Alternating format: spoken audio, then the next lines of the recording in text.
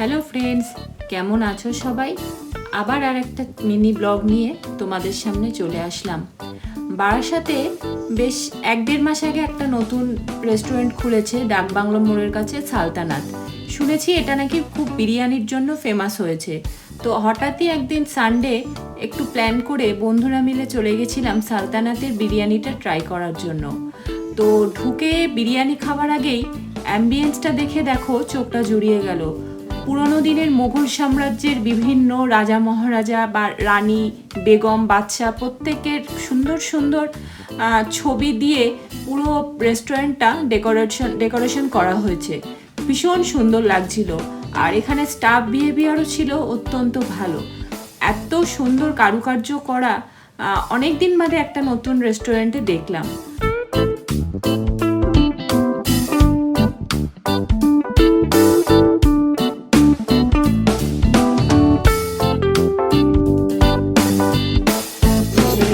কোথায় এসছিস?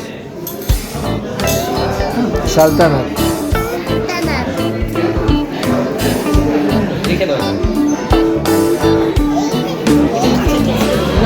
তো বিরিয়ানির সাথে স্টার্টার হিসাবে আমরা রেখেছিলাম চিকেন হরিয়ালি কাবাব, যেটার টেস্টও অসাধারণ ছিল আর চাটনিটাও দারুণ ছিল। সাথে গ্রিন স্যালাড তো ছিলই।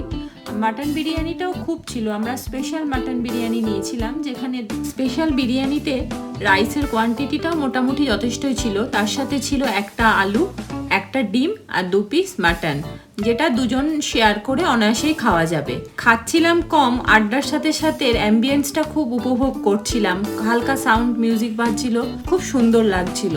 ডিনারের সাথে সন্ধেটা খুব ভালোই কাটলো। তো আজকের ভিডিওটা এখানেই শেষ করলাম। আবার পরের ভিডিওতে দেখা হবে। টাটা।